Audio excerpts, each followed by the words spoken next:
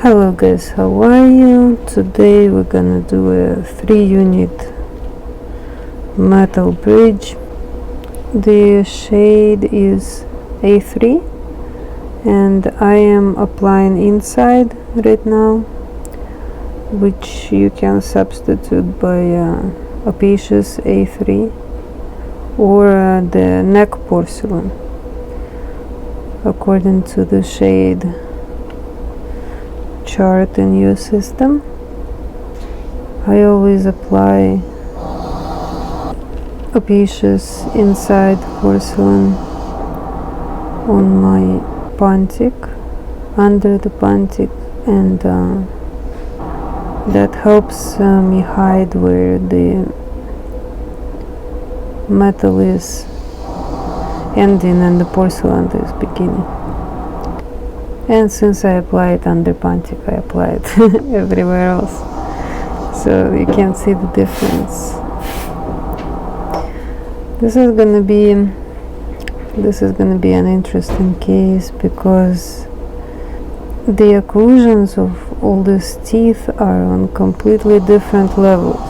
You see, like where this occlusion is and where this occlusion is. There's a big difference between them, and so now I'm applying fluorescent dentin, this one, but again you can apply opaque dentin or even just your regular dentin. This step is not something that is crucial. Applying fluorescent dentin is more important on the anterior than on the posterior teeth.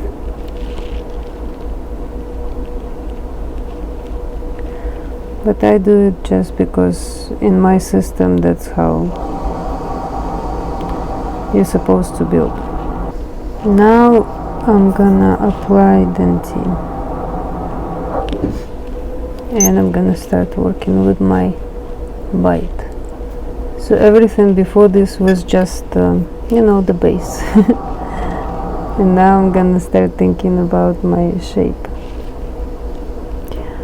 So whichever system you have, it's always good to purchase like a small book with the pictures of how technicians build using that system, because even though sometimes they're gonna use like some insane amount of different porcelains, but the system is made in such a way that you kind of have to, like for example in Vita porcelain, if anybody works with that. Like I used to never be able to get the correct shade. It would always come out gray when I was building just out of regular dentin and enamel. So only when I started applying neck porcelain, which is kind of opaque, and then fluorescent porcelain on the cusps before applying my dentin, the shades started coming up exactly like they're supposed to.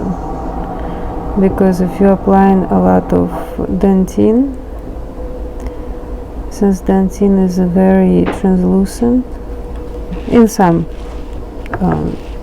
systems, it is very translucent, so then your crowns are gonna come out not the shape that you were expecting. So I know that I'm always building out of 5 different porcelains. Not almost always, of course I don't build veneers out of 5 different porcelain. Obviously there is not necessary, but like a bridge like this, yeah, definitely gonna use all the porcelain. Alright, let's see what's going on here. Always keep a pencil handy. This pencil can help you a lot when you're building. One thing it can help you with is directions. You can just draw it for yourself.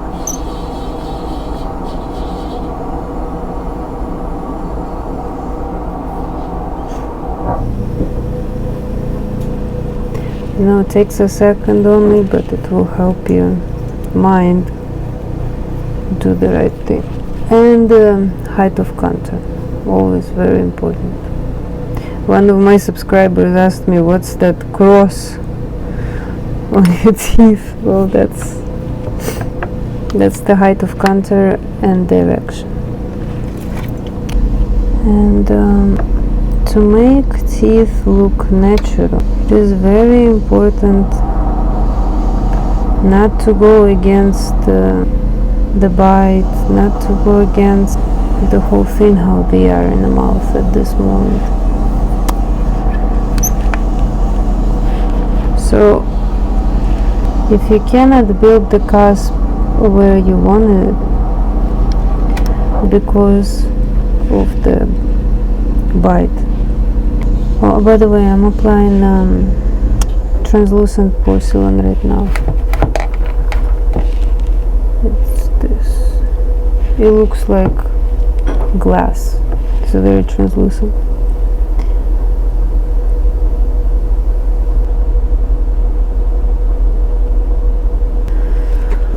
Okay, so that's what it looks like so far.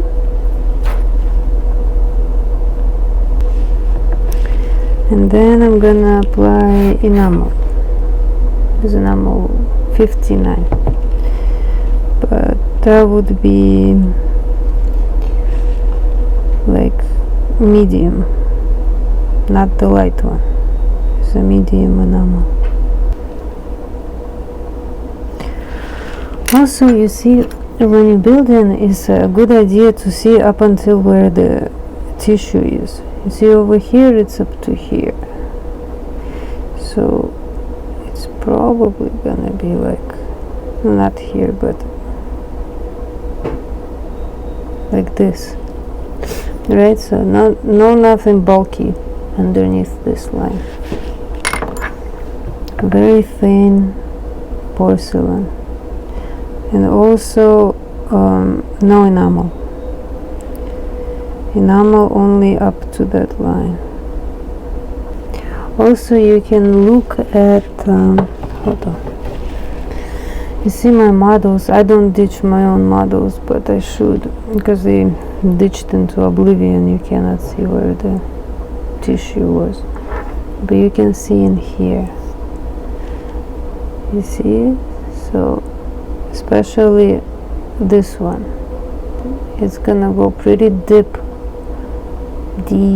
under the tissue. Okay, so in order for your crown not to push on the tissue, and sometimes when the doctor inserts the crown and the tissue becomes all white because the crown is too bulky, and you gotta respect the gums. Yeah, so then the doctor doesn't have to send it back or grind it. You see, he doesn't have the same instruments that we have over here, so he cannot grind the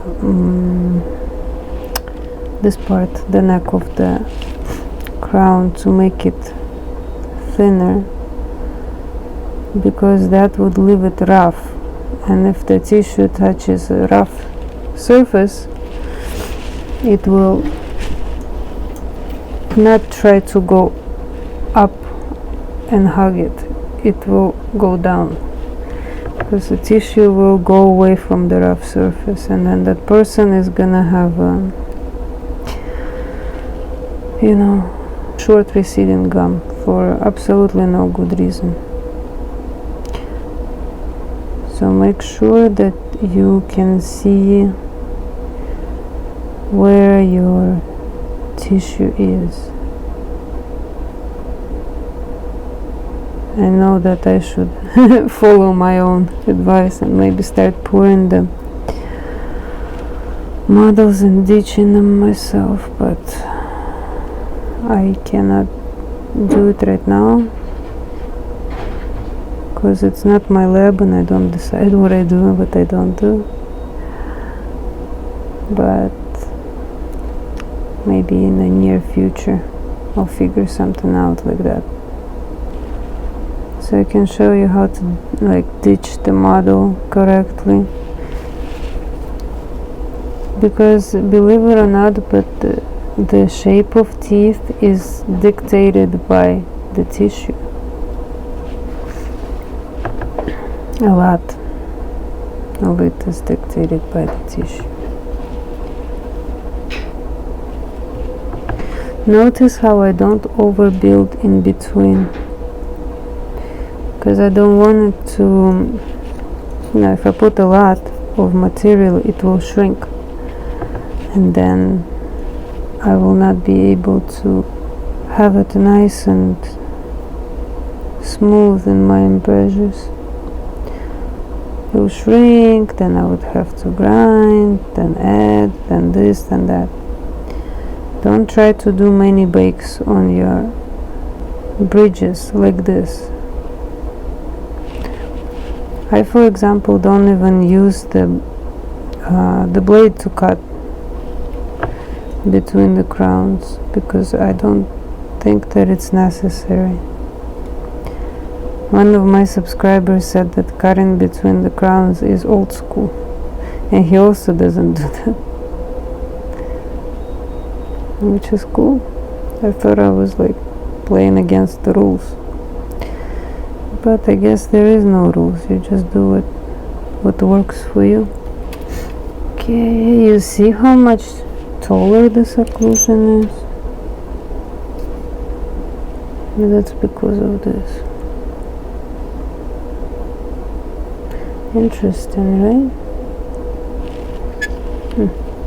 Okay, so now I'm gonna apply some of my occlusion enamel.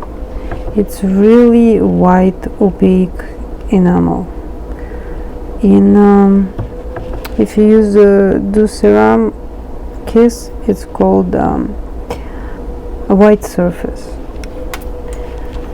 and in Vita I think it's called, oh man, I forgot what it's called in Vita, even though I work with Vita, but I rarely use it in that system.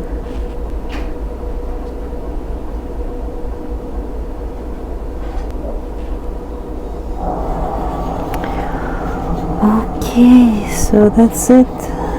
Now I'm gonna put my bridge in the oven, and notice how I did divide my crowns already pretty well. You see they are divided? I'm not gonna cut them, but like actually I'm gonna maybe glue together the very cusps over here because I want them to stay together. Okay, so everything else is they're pretty divided. Not much porcelain, especially here by the neck in the connections. So that is to avoid the shrinkage, because the less porcelain you have applied to your frame, the less it's gonna shrink. Alright, I'll see you after bake. The case coming out of the oven.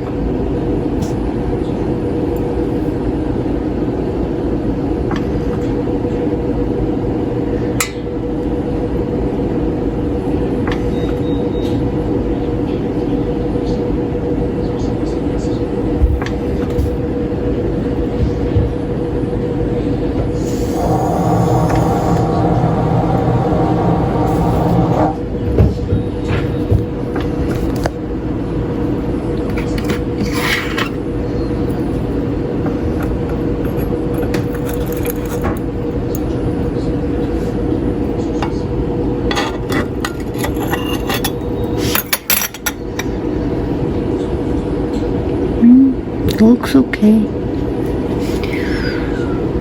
Alright, I'm gonna go grind it, and I'll see you soon. Well, okay, this is the bridge out of the oven.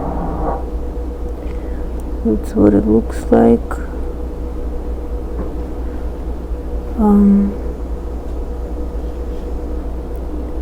I don't know what to tell you about it. You see the between the crowns, it's nice and clean. I didn't have to do anything, but I did dry this bridge very well before I put it in the oven. One of my subscribers told me that when you dry your porcelain really well, like for 20 minutes before the oven, it comes out with much less cracks, and it works really good for me. I dry it on a tray, or you can just put your, what you call it, the start in the program for a longer time. So yeah, this is the bridge. Shade is A3. I think it's pretty close to A3.